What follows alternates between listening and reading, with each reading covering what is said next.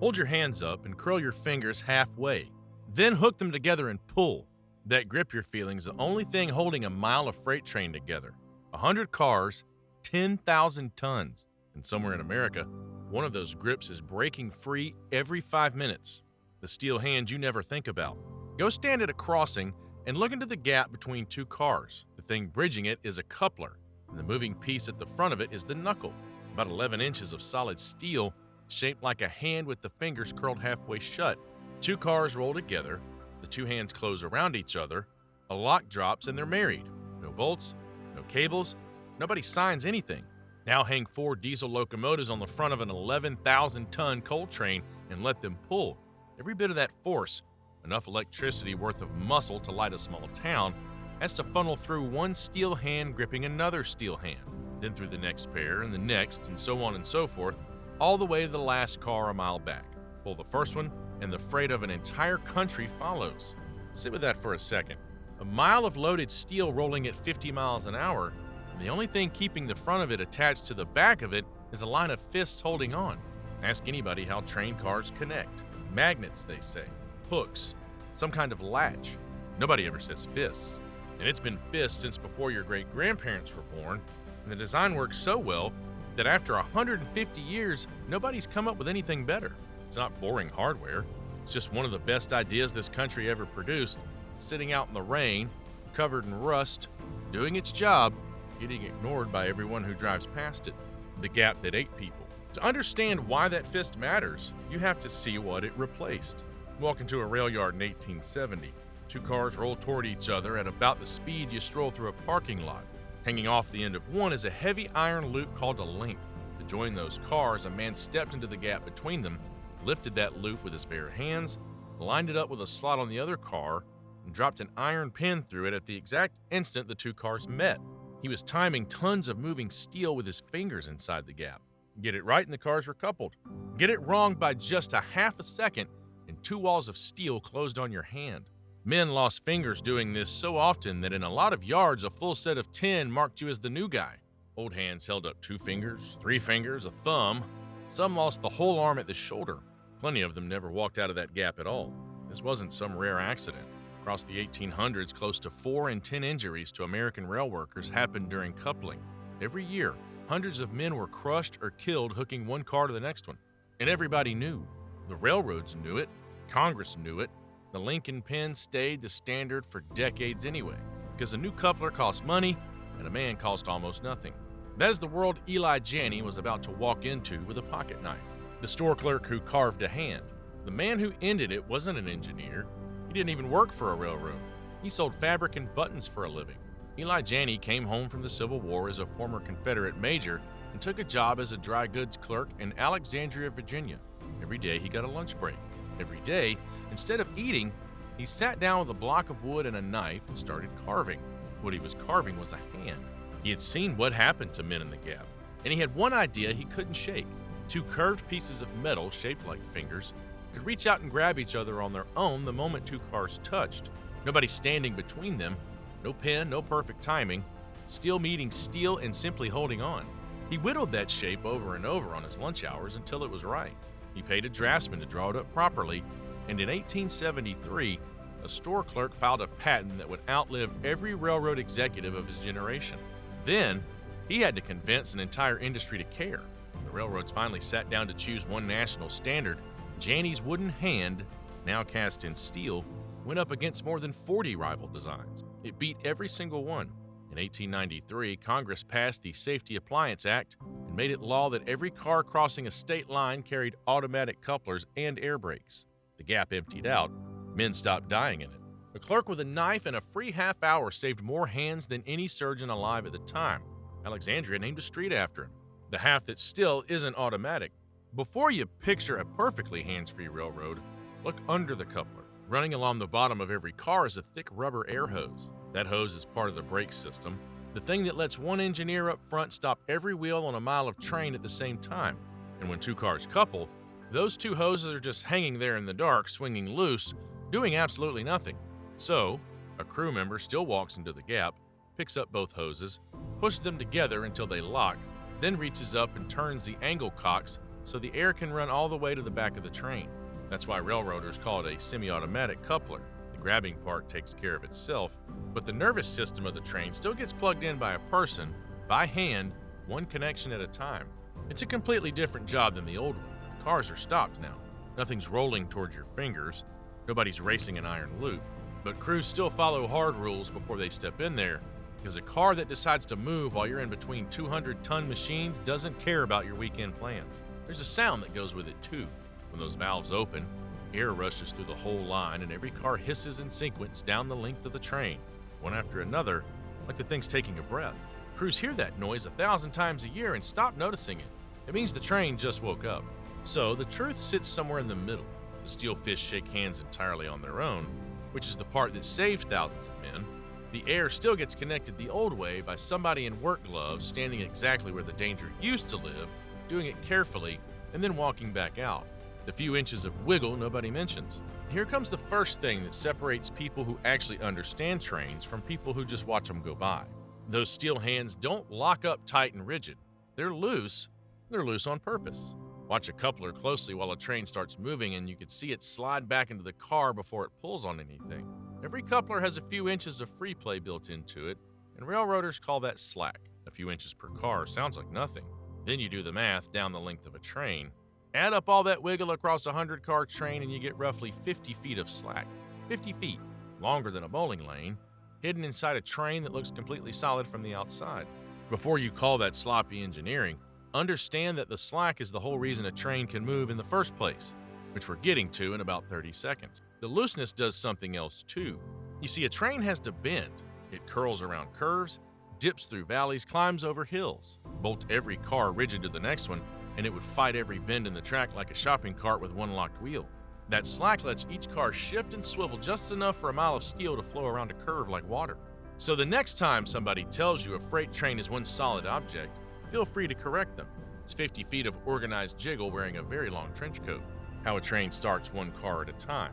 This is where the slack stops being a quirk and turns into genius. A loaded freight train weighs thousands of tons. Getting every bit of that moving at the same instant is basically impossible because a parked car grips the rail far harder than a rolling one. That first shove is always the worst. So the locomotive cheats.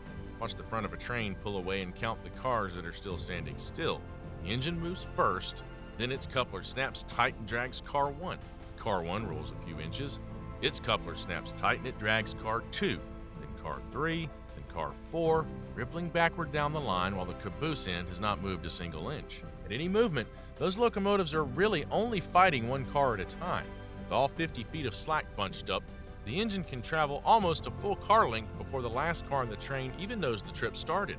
And you've heard this your whole life without knowing what you were listening to. That bang, bang, bang, bang rolling backward through a freight train as it leaves is not the train falling apart, it's the slack running out, one coupler at a time, each fist grabbing the next car in perfect order. It sounds like a wreck, but it's actually the sound of a very heavy problem being solved very politely. Bunched, stretched, and the whip that snaps steel. A train is always in one of two moods, and reading that mood is most of the job. When the cars are pushed together with the couplers squeezed shut, the train is bunched, and that squeezing force is called buff. When the cars are pulled apart with every coupler stretched out tight, the train is stretched, and that pulling force is called draft. The danger lives in the moment it flips. When a stretched train bunches up, all that slack slams inward at once. When a bunched train stretches, all that slack rips outward at once. Railroaders call it run in and run out, and both are as violent as they sound. Let's go back to the 50 feet of slack. If the head end slows and the whole train collapses forward into itself, that's 50 feet of steel arriving all at the same time.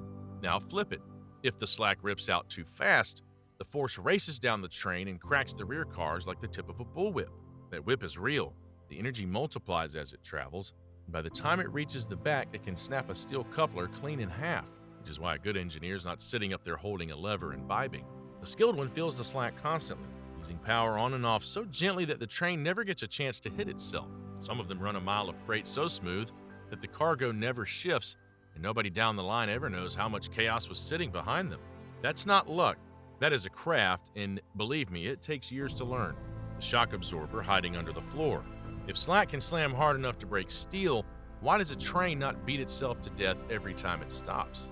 Well, because right behind every coupler, tucked up inside the floor of the car, sits a bodyguard called the draft gear. It's a heavy shock absorber, usually a stack of thick springs and friction plates jammed into a steel pocket. Its only job is to swallow the hit. When a coupler takes a slam, the draft gear crushes down, eats most of that energy, and passes along a shove instead of a punch. Take it out and every jolt would run straight through into the freight. Pallets would be tipping, boxes splitting open, cargo landing on the floor of the car like somebody shook a snow globe. You can see the difference from outside the car. Watch a coupler during a rough stop and the whole assembly drives backward into the end of the car. Springs loading up, then pushes itself back out again once the shove passes. That entire motion happens in about a second, and it happens a few thousand times on a single trip across the country. Some cars go further and use big cushioning units that let the coupler travel a foot or more, which is wonderful if you're hauling something fragile. There is a catch though, and it's a funny one. All that lovely cushioning adds even more slack. Strain together a long train full of those cars, and you're not working with 50 feet anymore. You can end up with hundreds of feet of squish and stretch living inside one train. So the gear that protects the cargo turns the whole train into a steel accordion, and now the crew's playing an instrument the length of a small town. Comfort for the freight, homework for the humans. That trade's basically railroading in one sentence. How physics pulls a train off a curve. Now the genuinely scary one, because under the wrong conditions, those couplers can drag a train straight off the rails. Let's set the scene. A long train working through a tight curve. Locomotives up front pulling hard. All that draft force wants to travel in a straight line, and the track is busy bending the cars sideways. On a curve, a hard straight pull does not politely follow the rail. It tries to cut across the inside of the bend, the same way a bowstring cuts straight across the curve of a bow. Put light, empty cars in that curve with heavy loaded cars dragging behind them, and the pull can get strong enough to yank those light cars toward the inside of the turn. Railroaders have the perfect word for it. They call it string lining, because the train is trying to straighten itself into a taut string. Terrain makes it even worse. Crest a hill and the slack runs in. Drop into a dip and the slack runs out.